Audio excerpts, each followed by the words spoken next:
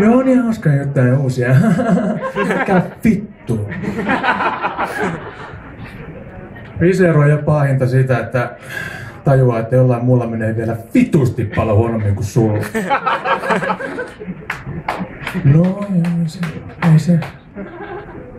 Narsismi on sairaus siinä, missä alkoholismi ja homoseksuaalisuus. Mun mielestä on hienoa, että tämmöinen mahdollisuus annetaan meille kaikille, mutta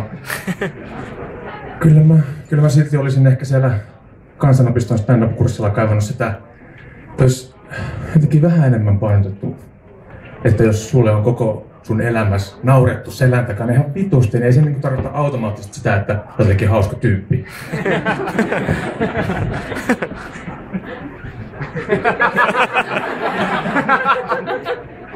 Kuinka moni tästä koiran kynnenleikkaista lottoa?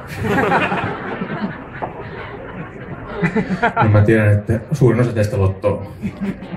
Se on ihan vitun tyhmää. Ensinnäkin siitä ei juuri koskaan voita mitään. Ja sitten toisekseen, no se ei edes ole suurin ongelma, että lottoajien takia mun 15 sekuntin ärkioskireissu venyy aina 15-minuuttiseksi, koska kaikki persaakistuu aina jonossa. Vaan ehkä vittumaisinta siinä on se, että lottoaminen on vähän niin kuin taksilla ajaminen. Sitä harrastaa just niin ihmiset, kenelle ei todellakaan varaa siihen. Ihan samat tyypit, joiden mielestä jotain 80-tuntista työviikkoa painavan pörssiyhtiön johtajan palkka on niin kuin suurin epäkohta. Niin ne samat tyypit joka lauantai hakkaa muijansa jollain vitun viskikarahvin himas. Sen takia, että se 10 miljoonaa täysin ansaitsematonta euroa ei suunnut kohdalle tälläkään kertaa. Se on ihan niinku... Se on niinku ihan hirveä epäkohta siinä logiikassa. Se on täysin käsittämätöntä. Ja sitten se keskustelu jostain kohtuudesta ja tasa-arvosta, niin se on ihan vittun paskaa. Kaikki haluaa 6 kylppärin huvilaa ja jonkun vitun ex-missin, minkä sä voit kuristaa vittu veltoksi. Kun tulee riitaa, ja voit maksaa se hiljaiseksi. Ei kukaan halua lihoa kilpaa jonkun 150-kilosen nalkuttavan tapirin kanssa jossain kaupungin vuokrakämpässä. Ja sit niinku kattoo, kun siitä sun lapsesta tulee joku vitun kouluampuja. Niinku tää Hyvinkään kattokassinen. Mikä vittu se, kuinka huonosti voi ihmisen impulssikontrolli toimia? Se äijähän sekoisi jostain 2 kaljasta ja reputetusta mopokortin teoriakokeesta. Mikä vittu niissä kehyskunnissa nyt siellä voidaan niin huonosti? Pitäisikö siihen niin juomaveden huoltoon jotenkin panostaa tätä? Mä en ymmärrä, mikä siinä on. Ja sitten alkaa kauhean nilitys, että no kun yhteiskunta ei tee mitään, yhteiskunta ei puutu.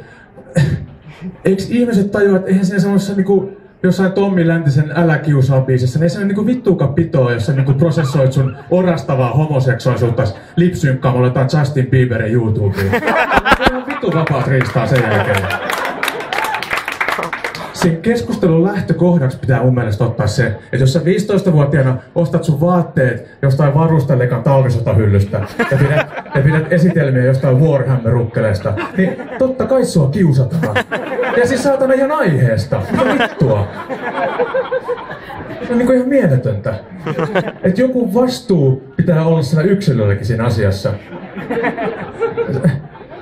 Se on niinku, se ei mahu mun tajuntaan. Että totta kai sä niinku itse sä teet sen, ja sitten aletaan syyttämään jotain elokuvia ja pelejä. Eihän niinku joku Die Hardin kattominen tee susta mitään kouluampujaa. Se on tapahtumaketju, joka alkaa sun harrastuksista, tai sun ruokavaliosta, tai sun äitin raskaanaikaisesta alkoholinkäytöstä. Se on ihan niinku simppeli juttu. Jumalauta, elokuvat. Eihän niinku... Joku roti. Kyllä mäkin olen ollut lihava pienenä. Oikeesti mä olin lihava pienenä. Kiusattiin meidän koulun somalit muistutti joka päivä, joka viikko. Ne ystävällisesti muistutti aina siitä, että lähi Aleksissa olet lihava poika. Eihän semmoisen niinku D-vitamiinin runteleman somali, eihän nyt pääse mun niinku kovien rasvojen parkkinnuttaman ihon alle. Eihän mäkään nyt mennyt niinku... Mitä mä otti siellä? Tässä on kiirettä menee taas hänkyttämiseksi. Eihän se niinku... eihän mäkään ampunut niitä varsiosalla naamaa. Meistä tuli sitten ihan hyviä kavereita. Ja niin, no nykyään niitä näkee, no silloin tällöin jossain bussissa, mutta ei niitä nyt silloin mua katsoa, ei viitti häiritä tosta silloin kun se ajaa.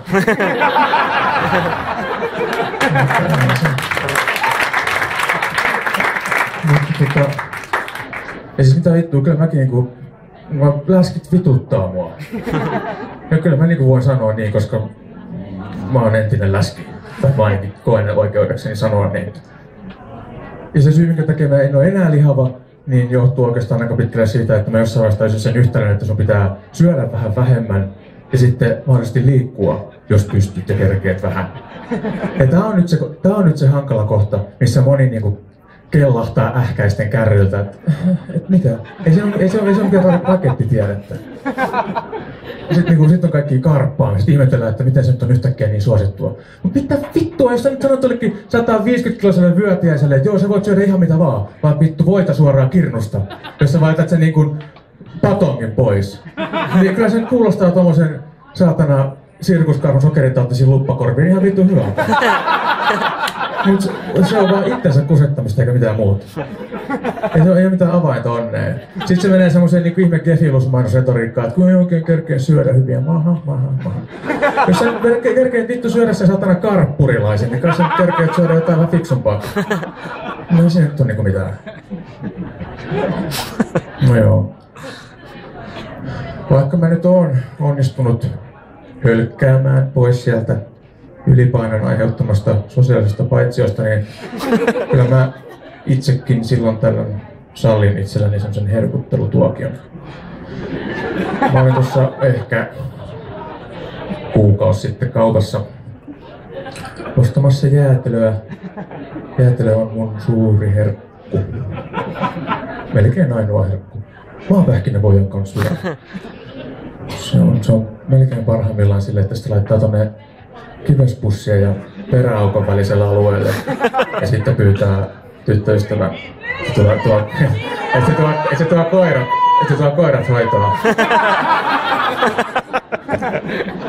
Se on vittu, se tuntuu hyvältä. Se tuntuu oikeesti hyvältä ja se on ihan vitusti paljon helpompaa kuin kodittomia tai lasten houkutteleminen karkeltaan viinalla. Oikeastaan. Jätkät nauraa. Vittu mitä mieletöntä. Anyway. Mä tulin sieltä kaupasta ulos, sit mä olin ollut siellä 2 minuuttia, että nyt kestää, kun sä käyt kaupasta hakee jäätelöä, mitään muuta. Se on pikkolo. Mä tulin ulos sieltä kaupasta ja mulla on sakko autoni. Tai se ei ollut edes mikään sakko, vaan siis se oli semmonen yksityisoikeudellinen pysäköinnin virhe, mikäli. Mä ajauduin siltä istumalta semmoiseen niinku ihan käsittämättömään Breivik-mäiseen sellaiseen niinku eroottiseen fantasiaan, missä mä puristan sen äijän, sen parkkipirkon, sit mä vien sen kotiin, missä mä puristan sitä lisää semmosella niinku pöytälampun sillä johdolla, ja sit mä haen tommosen valurautaisen panstinpannun ja hakkaan sen päätä sillä. Ja sit kun se on ihan eloton, mä vien sen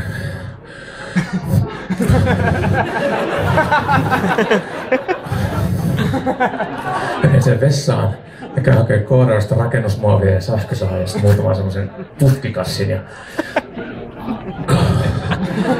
sit mä havahdoin siitä jutusta ja rupesin miettimään, että nämä palottelusurmat, ne on ihan, siinä ei niinku mitään järkeä. Sä oikeesti sä tapat jonkun ja sit sä palottelet sen ja sitten tavallaan ehkä sillä ajatuksella, että sä pankkiudut eroon siitä raadosta. Mutta kun sä luet uutisista semmoisia juttuja, että joku Jofan lätkäkassa on löytynyt jostain vitun pururadalta, missä joku velkaantunut pikkurikana on semmoisena suupaloina. Mitä vittua, että jos sä näet sen vaivan, että sä tapat jonkun ihmisen ja pilkot sen, niin mikä vitun takia sä jätät sen ruumiin johonkin sun oman taloyhtiön roskiskatokseen? Silleen, että joku hot yogan nälkiinnyt tämä totaalikieltä ja dyykkaa sen saman iltaan siellä. Ei siinä ole mitään järkeä. Kuinka paljon lihaa pitää olla jonkun virolaisen huumeliigan johtajan päässä, että se ei tajua, että ei sitä kannata säilyä siellä auton takakontissa. Se olisi kaiken parin kuin että ajaa hirveässä kiiruisessa poliisiradariin, jos sulla on 2 vittu liattualaista huoraa takakontissa silleen pilkottuna. Jotain malttia siihen touhuun. Näistä liikennerikkomuksista tuli vielä yksi juttu mieleen, niin rattijuopot. Mua ihmetyttää hirveästi rattijuopossa se, että aina uutisoidaan, että rattijuopo on aina jonkun 6 laudaatturin muodostelmaluistelijan yli. Se ei se ole ikinä mikään dementoitunut vanhus tai joku mustalaista kyllä kävelee ikinä mikä. Se on aina, siis se on aina joku viulistilupaus, joka on ollut matkan luomuttavaa verta. Siis mitä vittua, että jos se nyt ehkä olisi vähän kuitenkin kultareunusta. Kyllä mäkin olisi joku vitun stand-up-lupaus, jos joku huumeita ja viinaa vetänyt 16-vuotias autovaras käs mun yli. Mä toivon, se on hyvä elää. Tähän ihan viimeiseen loppuun niin mä haluaisin pyytää anteeksi. Vastuun yleistä luuloa niin en teiltä kaikilta, vaan niiltä ihmisiltä, jotka on nähnyt mun ensimmäisen keikan. Koska mä silloin Pollian ja Rinta Rottingilla lupasin, että mä tuun heittää seuraavan keikan ennen kuin Timoteo Mikkonen kuolee, koska kuolleista sitten saa enää puhua pahaa. Ja mä ehdin iloita siitä, että mä kerkesin tähän aikatauluun, jos näin voidaan sanoa. Mutta sitten mun epäilykset heräsi, koska mä katsoin pari viikkoa sitten, se oli joku 10 minuutisten loppukevennys tai joku, missä sitten Timo tuotiin takas Myrskylään sairaalasta. Ja mä rupesin miettimään, että se kuntoutusjumppa meni sen verran huonosti sinne jalan alle siinä videossa, että musta tuntuu, että se Niina on varmaan täyttänyt sellainen vitun sahanpurulla ja se lykkii sitä vaan ympäri sen tavallaan sen mediapeiton takia, että ne saa laskut maksettua. Koska hän on siis mediapersona ja sen pääasiallinen tehtävä on olla mediassa. Mutta se on niinku oikeesti ihan vitun karua, kun miettii, ei saisi nauraa, kun se on aika rankka elämä. Jos te mietitte, että kundi on istunut himassa ja katsonut uutisia ja yhtäkkiä niinku vasen puoli puutuu ja puhe alkaa sammaltaa, niin muija soittaa vittu 7 ennen kuin soittaa ambulanssi. Ja nyt toi jutu juuri. Et se, niinku se mediheli on vielä ilmas silloin, kun se eka syvähaastattelu menee painoon. Et se on niinku aika jäätävää. Mutta senpä takia just voisin päättää tän ehkä Timoteo Mikkosen sanoihin, että oli hauska nähdä. Kiitos.